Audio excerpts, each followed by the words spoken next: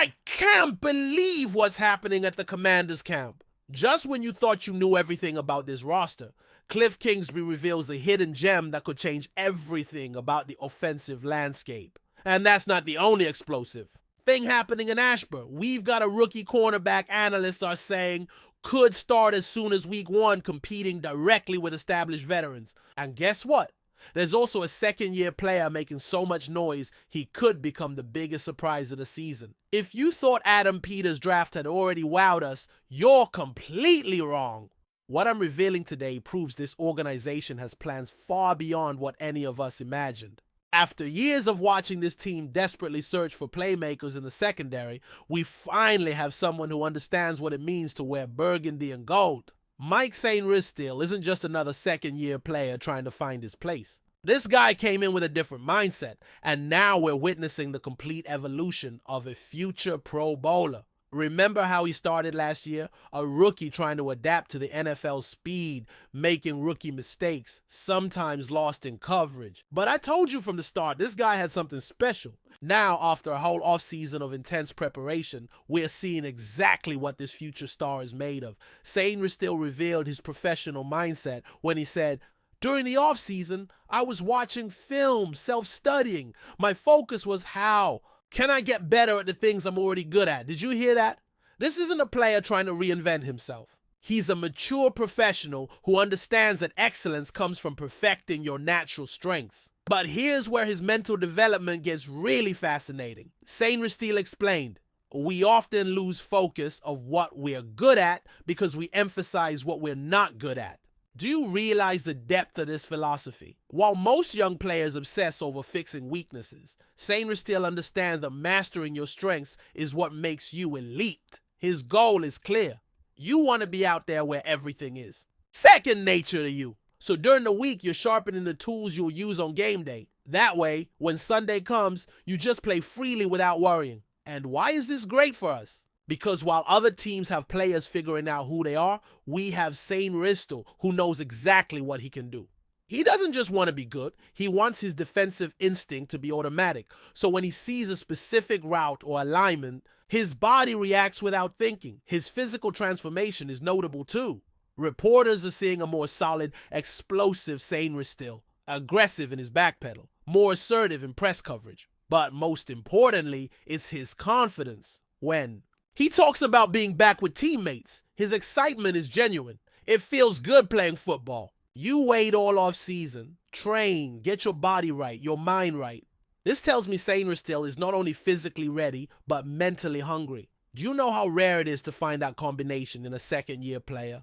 Most are still figuring out the transition from college to the pros, but St. Ristil talks like a veteran leader. And what does this mean for our defense? It means Joe Witt Jr. can fully trust that his slot corner will be right where he needs to be. It means when we face Dallas in their receiving course, St. Ristil can match against any slot receiver. Here's where it gets really interesting. While Jerry Jones spends millions on veterans past their prime, we have a second-year player costing a fraction with double the hunger. The Cowboys are still figuring out secondary issues after losing defensive backs. And here we are with St. Ristil, ready to jump from good to great. The Giants are in a similar spot. They've spent draft picks and free agency money on defensive backs, but none have the combo of natural talent and work ethic St. Ristil shows. While they wait for their investments to pay off, we've got our guy developed and ready. His impact goes beyond individual stats. Having a reliable slot corner frees your safeties to be more aggressive against the run. It allows Marshawn Lattimore to take more risks in coverage, knowing the middle of the field is protected. It's a domino effect that enhances the entire unit. Do you think St. Ristil can be that difference maker we need? I believe he can. Because when I hear a player say, "I want everything to be second nature," it tells me we're talking about someone who knows the difference between being good and being elite. And from what we're seeing in training camp, that leap is happening right now. His talk about teammates reveals his character too. "It's exciting to be out here with these guys and just enjoy doing what we love," says St. Ristil. That type of team-first mentality is what builds championship cultures. If that surprises you, wait until you hear this. What's happening with our draft class is unbelievable. When Adam Peters picked Trey Amos from Ole Miss in the second round, many experts called it a solid pick needing time to develop. They were crazy. Amos in training camp is defying all traditional rookie cornerback development expectations. BS Sports reports that Amos is not only competing for a starting spot, but has been the early talk of training camp. Do you grasp the historical magnitude of this? We're talking about a rookie directly competing with Jonathan Jones, a veteran with NFL experience and playoff appearances. Josh Edwards of CBS Sports detailed, the assumption is that Mike Sainristil will start at the slot and Marshon Lattimore at boundary, leaving Amos and veteran Jonathan Jones competing for the remaining spot. Do you get what this means? In most teams, a rookie would automatically trail any competent veteran. But here, the competition is genuinely open. Think about it. Sainristil is slotted after proving his worth. Marshon Lattimore is our tried and tested cornerback number 1 with years of Pro Bowl play. One position is available, and Amos is contesting it like a 10-year veteran in this system. And what's crazy about this, Josh Edwards revealed Amos was frequently in first-round conversations during the draft process. Frequently. This means several teams and scouts graded him as first-round talent. Peter snagged first-round talent in the second, while other teams overspend on cornerbacks with similar or lesser grades. Let me ask you this. When was the last time a rookie cornerback of ours created this kind of genuine buzz in training camp? Remember when the Cowboys drafted Trayvon Diggs and everyone said he'd need a year to develop? That time turned out to be 0, and I see the same signs with Amos now. But the difference with Amos and other rookie corners is his college preparation. At Ole Miss, he faced top receiving talent in the SEC. He consistently covered future NFL draft picks, played in hostile environments against the likes of Alabama, Georgia, LSU. His experience level entering the league is significantly higher than most rookies. His physical attributes fit perfectly with what Joe Witt Jr. wants. Amos has the length to disrupt passing lanes, the speed to stay on crossing routes, the football IQ to make on-the-fly adjustments. But most importantly, it's his confidence level. Reporters note he doesn't play like a rookie, he commands his field like he's been doing it forever. The competition with Jonathan Jones is intriguing because Jones brings veteran savvy and system knowledge. He knows how to handle concepts, communicate with safeties and linebackers, make subtle adjustments that separate good corners from great.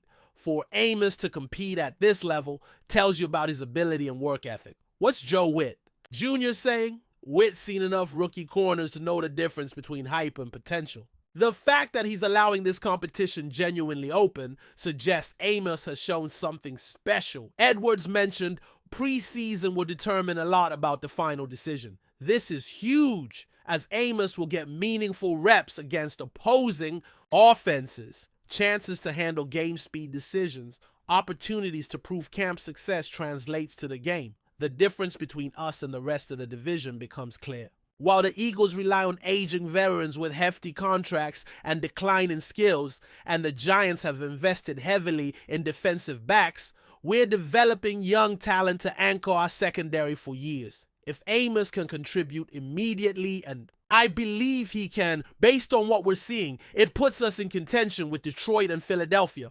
Why? Because the gap between good and elite often lies in rookies producing immediately, handling pressure from day one. Think about recent Super Bowl teams. The Rams have rookies contributing massively. Tampa Bay's run included major young player contributions. Kansas City consistently gets production from draft classes. Elite teams integrate young talent immediately, exactly what we're seeing with Amos. His Ole Miss tape shows exceptional ball skills, footwork and coverage, and most importantly, crucial moment playmaking ability. Those traits don't vanish in the NFL. If anything, having better teammates, coaching, and systems should enhance his natural abilities.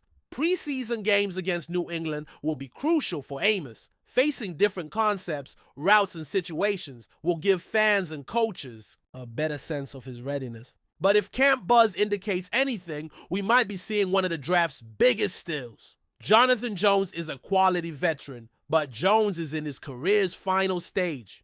Amos represents the future, and if he can produce now while developing, it gives us immediate help and long-term stability. That's the value that separates smart from mediocre organizations. But that's nothing compared to what's coming. Commanders fans, get ready because this is historic and will change how we view this offense forever. Did you think we had seen everything Cliff Kingsbury had in his offensive arsenal? You're completely wrong. What happened on day 7 of training camp wasn't just impressive. It was a complete revelation of the direction this offense is heading. Day 7 of camp was when Kingsbury finally showed his secret weapon, Jaylen Lane from Virginia Tech. What happened that day didn't just change our offense's landscape this season, but it unveiled a strategic masterpiece Kingsbury has built since arriving. First, let me give you the full context of this historic steal. Lane was picked at number 128 in the draft 4th round territory. 128! While other teams drafted receivers with character issues or physical limitations early, paying premium for questionable talent, Adam Peters patiently got what could not only be the biggest steal of our draft, but potentially one of the biggest steals in recent NFL draft history. Why is it historic? Because Rigo's Rag reports that Lane isn't just working with the first offensive unit, which would already be news for a 4th round rookie, but he's being used in jet sweeps and as a deep threat and potentially as a kick returner. 3. Different roles requiring completely different skill sets. That doesn't happen by accident. That happens because you have a generational talent that slipped through the cracks. Dean Jones of Rigo's Rag was specific. According to those present, the rookie got a couple of looks in jet sweeps. Getting the football in his hands quickly is the best way to maximize Lane's skill set. Do you understand the implication here? Kingsbury is designing specific plays around a 4th round rookie. When was the last time you saw that? Here's where it gets absolutely insane. His performance numbers that day will blow your mind. Lane caught 2 touchdowns from Sam Hartman in team drills, one being a 6-yard bomb on the sideline that generated widespread applause from those present. 60 yards making coaches, players, and media spontaneously applaud. And that was after catching a touchdown from Jaden Daniels in red zone work. Let me break this down for you because it's unprecedented. In a single practice session, Lane showed red zone reliability, touchdown catch from Daniels, deep ball ability, 60-yard touchdown from Hartman, jet sweep capability, multiple first-team reps, chemistry with both quarterbacks' big play potential. That captures attention. Do you realize most receivers take months or years to feel comfortable in just one of these areas? Lane did it all in one practice session. That's revelation, not development. I'm telling you. When a rookie catches touchdowns from both the starter and backup QB, making 60-yard plays that make everyone applaud, getting first-team reps in various positions, that's not luck or hype. That's elite talent finally utilized correctly by an OC who knows how to maximize unique skill sets. Dean Jones noted something crucial. He didn't come to the Commanders just as a gadget option. He's too good for that. Did you hear that? A respected reporter says Lane has too much talent for trick plays or special packages. He's poised to be a complete receiver, excelling in specialized roles too.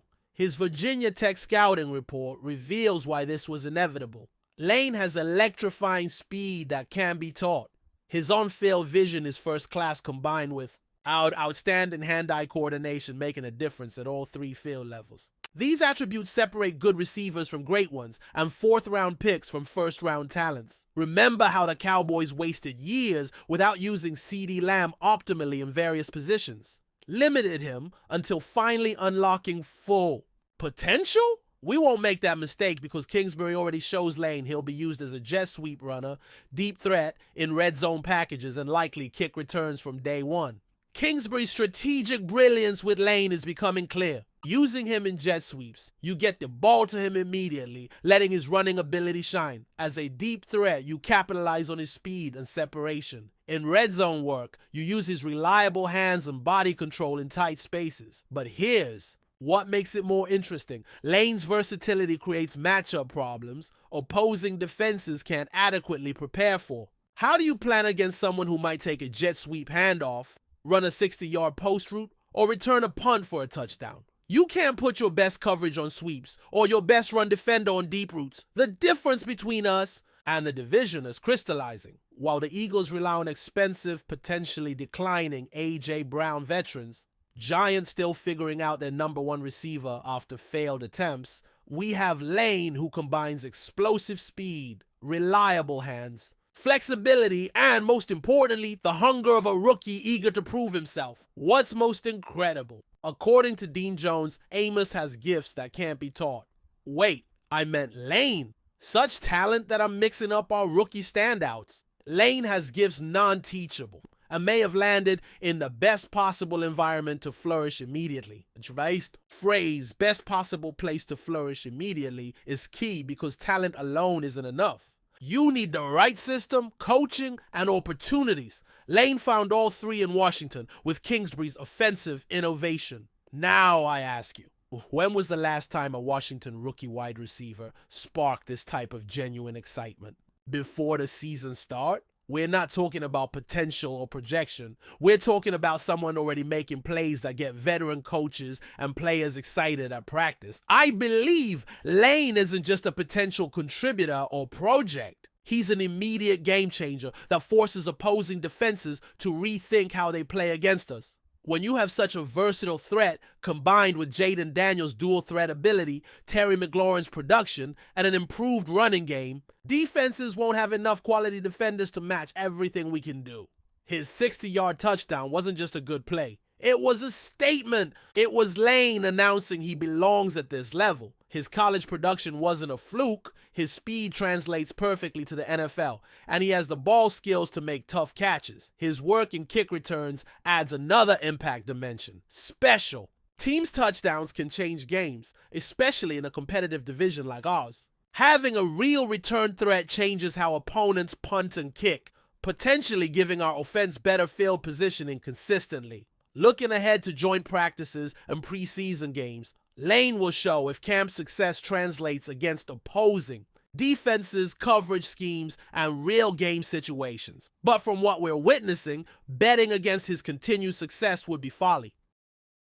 Commanders fans, this channel is why we exist.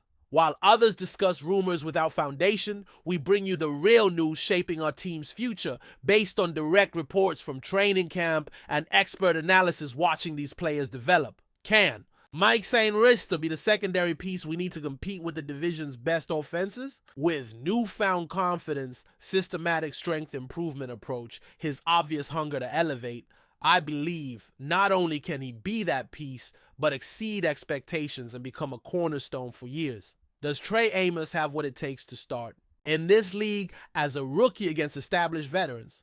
Considering he was consistently first-round graded, already gaining first-team reps, and Joe Witt Jr. encouraging open competition rather than default vet preference, all signs point to Amos being ready and special from day one. Will Jaylen Lane be the X factor no one sees coming until it's too late for opponents to adjust? Based on his multifaceted skill set, immediate quarterback chemistry, and Kingsbury's creative use of his unique talents, Lane might not just be an X factor. He might be a game changer, requiring entire defensive plans to be rewritten. I believe these three news pieces demonstrate something fundamental about our organization's direction. Adam Peters isn't just building for present success. He's strategically accumulating young talent to dominate our division for years. While Jerry Jones clings to past glory days and makes questionable choices, while the Eagles mortgage future for aging wins, we're perfectly poised with young, talented, hungry players just beginning to reach potential. But I ask you, are you ready to be part of this Burgundy and Gold revolution? Because what we're building isn't just a football team. It's an excellence program to compete at the highest level for years. And this community isn't just a YouTube channel, but a family that endured disappointing seasons, patiently waited through rebuilds, and now celebrates together witnessing real progress. If you believe St. Ristil can be our breakout defensive player this season, that his systematic improvement and natural instincts translate to elite performance, comment below. If you think Amos will not only surpass any rookie cornerback the Cowboys drafted recently, but potentially better than most league starting veterans, tell me below. And if you're excited about Jaylen Lane facing real gamey day challenges, seeing defenses respecting his threats, Let me know right now. Like, if you believe this draft class will be the turning point when everything changed for the Commanders, moving us from hope to expecting excellence. Subscribe! Tomorrow brings exclusive analysis you won't find elsewhere. Deeper breakdowns of player fits in long-term plans, and insider information about coaching staff maximizing unique talents. Activate that bell notification, because when breaking news happens, and trust me, with fast developing young talent, news will happen frequently. You'll want to be among the first to know, understand implications, and join the conversation documenting this historic transformation. This is our time, our moment in franchise history, and you'll want to be here for every second of what comes next. Because I guarantee that what we've seen in training camp is only the beginning of something truly special. Because these rookies and young players aren't just meeting expectations, they're fully rewriting what we thought possible. And remember, hail to the Commanders.